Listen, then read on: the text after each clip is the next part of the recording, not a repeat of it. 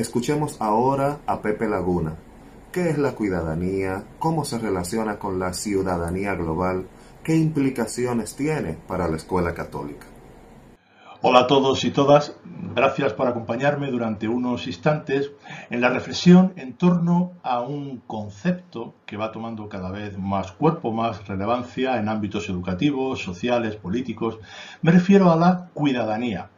La cuidadanía, que no conviene confundir con ciudadanía, obviamente la cuidadanía está referida a la ciudadanía, pero la aproximación que yo hago al concepto de cuidadanía la propongo como una alternativa a un modelo de ciudadanía que me parece insuficiente para responder a las demandas de un mundo global, multicultural y ecodependiente. Pero antes de entrar en materia, permitidme que os presente a Benjamina.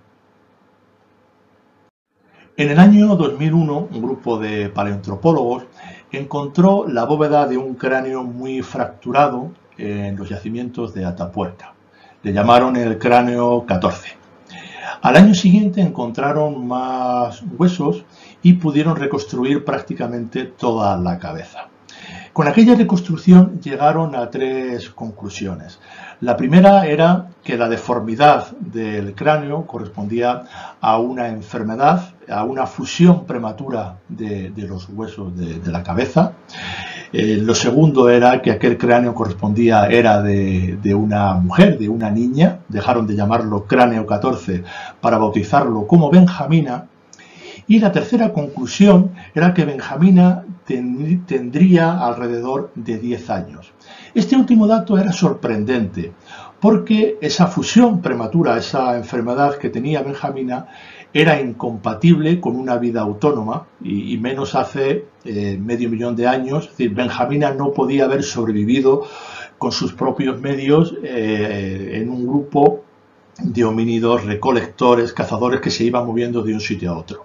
Si Benjamina logró vivir hasta los 10 años es porque aquel grupo de homínidos decidió cuidarla, decidió alimentarla, decidió cobijarla, la trasladó de un sitio a otro, la resguardó de los animales salvajes, de las inclemencias del tiempo, la cuidaron. Ese momento en el que un grupo de homínidos decide cuidar de sus seres más vulnerables constituye para mí el acta fundacional de la civilización. La civilización, los seres humanos aparecen como tales en el momento en el que el grupo de homínidos decide ocuparse, cuidar a sus miembros más vulnerables. Lo que nos enseña Benjamina no es nada original. Somos una especie especialmente frágil que no sobreviviríamos sin la ayuda de nuestros semejantes, a diferencia de otras especies animales como las tortugas marinas que pongo ahí en la imagen, que cuando salen del huevo van directamente al océano y funcionan por sí mismas. Nosotros no sobreviviríamos sin la ayuda, sin el cuidado de nuestros semejantes. A pesar de la evidencia de nuestra vulnerabilidad constitutiva y de la necesidad de cuidados, hemos decidido de forma sorprendente definirnos individualmente y socialmente como seres autosuficientes. Cuando hablamos del modelo de maduración, una persona madura es aquella que no necesita de nada ni de nadie. Los niños, los ancianos, las situaciones de enfermedad en la que necesitamos de otros y de otras, se van a excluir del modelo de ciudadano. No va a ser Benjamina quien va a marcar el modelo de ciudadano o de ciudadana.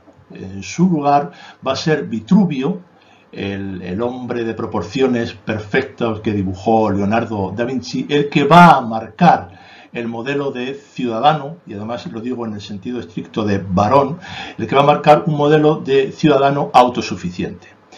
Vitruvio es un microcosmos autosuficiente que posee dentro de sí mismo todo aquello que necesita. Además, Vitruvio, en cuanto que proyecta un modelo ideal de ser humano, por lo tanto es un modelo universal que no existe en ningún sitio. Vitruvio no tiene un cuerpo que aterriza en lo concreto. Vitruvio no tiene cuerpo, por lo tanto, al no tener cuerpo, Vitruvio no sufre, Vitruvio no necesita cuidados, Vitruvio no muere, Vitruvio no tiene hermanos, Vitruvio no se siente responsable de lo que le ocurre al otro, y el modelo de ciudadanía que se va a construir alrededor de Vitruvio es de alguien que pacta, que firma contratos con otros Vitruvios tan autosuficientes como él. El modelo de ciudadanía que surge de Vitruvio es aquel en los que Vitruvios independientes hacen contratos estratégicos e inmunológicos encaminados a defender derechos individuales. De hecho, el relato, los mitos sociales que nos explican como sociedad de Rousseau, Locke, Hobbes, hablan de una ciudadanía construida alrededor de contratos y derechos. Esa será la ciudadanía que surge del paradigma de Vitruvio. Nuestro siglo es el siglo en el que Vitruvio estalla. El modelo de ciudadanía autosuficiente alrededor de contratos se va a mostrar claramente insuficiente para proteger y reconocer a sujetos vulnerables que no encuentran acomodo en una ciudadanía que ni les reconoce pertenencia, ni les protege, ni les posibilita la participación. Entramos en una crisis de gramáticas vinculantes. Los relatos del contrato social que hasta hace unas épocas, hasta hace unas décadas, sí que nos servían para explicarnos como ciudadanos, hoy se han vuelto insuficientes e ininteligibles. Frente al colapso de Vitruvio, necesitamos rehacer un modelo civilizatorio, un nuevo paradigma civilizatorio que realmente sea capaz de reconocer y proteger a sujetos vulnerables que no encuentran acomodo en el paradigma de ciudadanía de Vitruvio. La cuidadanía se presenta como una alternativa al modelo de ciudadanía de Vitruvio. La cuidadanía de Benjamina parte de la vulnerabilidad constitutiva de todo ser vivo. La vulnerabilidad y el cuidado son universales que nos constituyen como especie. Frente a esa universalidad abstracta que determinaba, que definía a Vitruvio, la cuidadanía se centra en la vulnerabilidad y el cuidado. Dirá la filósofa estadounidense Martha Nussbaum que todos nacemos desnudos, pobres, estamos sujetos a enfermedades, a sufrimiento, que esa condición vulnerable es el barro del que estamos hechos, y que desde esa condición vulnerable es desde donde podemos empezar a construir un modelo de sociedad. Frente al no cuerpo de Vitruvio, Benjamina, la cuidadanía de Benjamina, parte del cuerpo como eje central. Dirá la filósofa Sheila Ben-Habib que el modelo de la modernidad, que la ciudadanía de Vitruvio olvidó el cuerpo, y olvidando el cuerpo olvidó la red de relaciones de interdependencias que parten del cuerpo. La vulnerabilidad, nuestra corporalidad, no son elementos que se puedan dejar abandonados como en la puerta de casa como los zapatos, sino que tienen que formar parte integrante de una nueva redefinición de sociedad y de ciudadano. Benjamina sí que tiene hermanos y hermanas, sí que se siente responsable de los que están alrededor suyo. Se basa en una ética responsiva que está atenta a responder a las demandas de un otro que reclama de ella cuidados. Y Benjamina va a establecer pactos de cuidados con otros. El cuidado va a ser una parte esencial de la cuidadanía de Benjamina. Frente a los contratos autodefensivos de Vitruvio, los pactos de cuidados de la cuidadanía. Dirá Joan Tronto, definirá el cuidado como una actividad que comprende todo lo que hacemos para mantener, continuar y reparar nuestro mundo, de manera que podamos vivir en él lo mejor posible. El mundo incluye nuestros cuerpos, nuestros seres y nuestro entorno, todo lo cual buscamos entrelazarlo en una compleja red de sostenimiento de la vida. Vulnerabilidad, cuidado, van a ser los ejes centrales que van a configurar una nueva cuidadanía. La escuela católica se sentirá muy cómoda en el relato de la cuidadanía porque su tradición y el espíritu que la anima es una tradición de cuidados.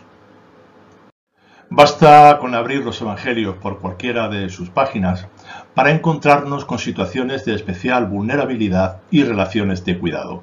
Abramos por donde abramos, nos vamos a encontrar con personas ciegas, con cojos, con mudos, con hambrientos. Sin embargo, no deberíamos dar por hecho que la existencia de estas situaciones nos dan ya una lectura desde el cuidado.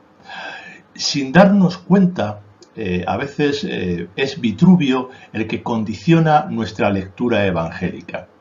Vitruvio va a ser consciente de estas situaciones de vulnerabilidad, pero le va a interesar resolverlas rápidamente. Es la eficacia de un Dios resolutivo y mágico, el que va a guiar una lectura para el que la vulnerabilidad es una ocasión que hay que resolver cuanto antes. Es una lectura que en el fondo da un valor tremendo a un José de Arimatea bajando el cuerpo de Jesús de la cruz. Aquí está el tema a través del cuerpo.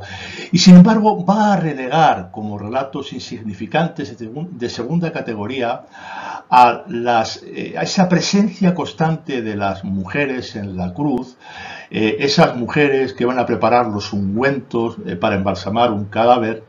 Son acciones que frente a la eficacia de José de Arimatea bajando a Jesús de la cruz van a ser consideradas insignificantes, poco eficaces y que sin embargo guardan la esencia de lo que serían las relaciones de cuidado que nos interesan. Si una hecatombe nuclear amenazara con destruir todo vestigio de la civilización y tuviésemos que quedarnos con un libro o con un fragmento, no dudaría en quedarme con el relato del buen samaritano. La historia de ese samaritano que en su recorrido se va a cruzar con un hombre medio muerto apaleado al borde del camino, recoge todos los elementos necesarios para la construcción de una civilización fundamentada sobre los cuidados.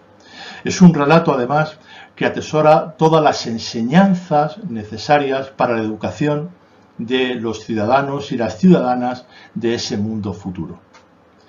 Estoy convencido de que la razón última de la escuela católica, aquello que la justifica, es la transmisión generación tras generación del relato del buen samaritano.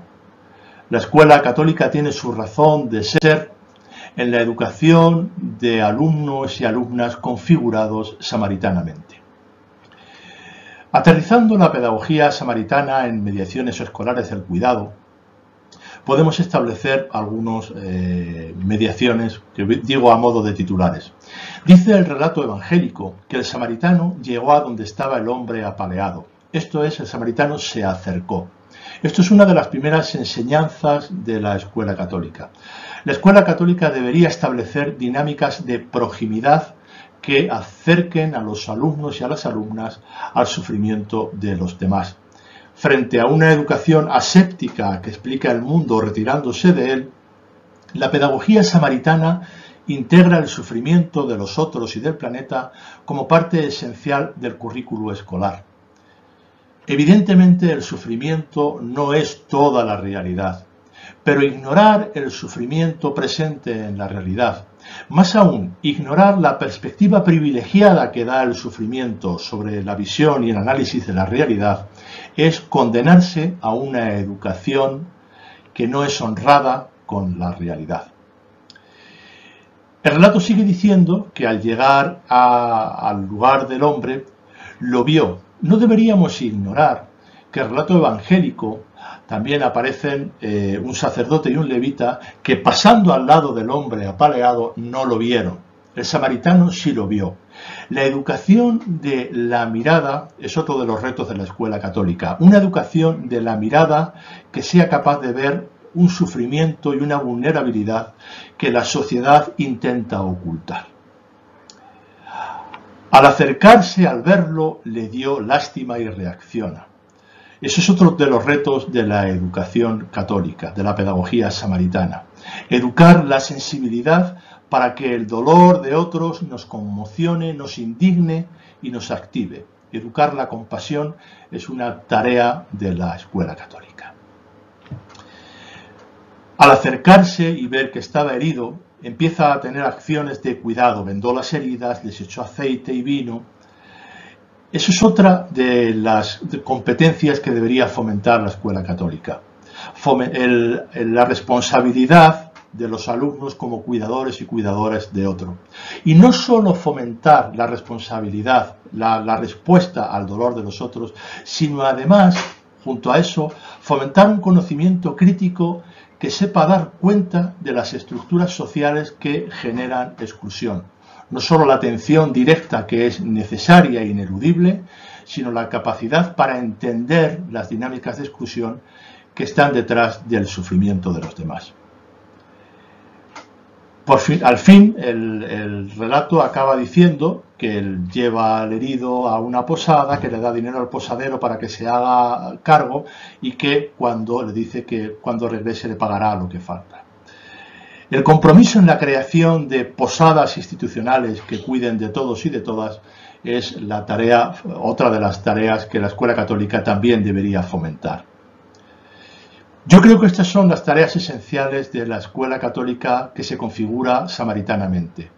Establecer dinámicas de proximidad, educar la mirada para ver el sufrimiento que intenta ocultarse, educar la sensibilidad para que el dolor de los otros nos conmocione, asumir nuestra responsabilidad como cuidadores y cuidadores de otros, fomentar un conocimiento crítico que sepa dar cuenta de las dinámicas de exclusión y comprometerse en la creación de posadas institucionales que cuiden de todos y de todas.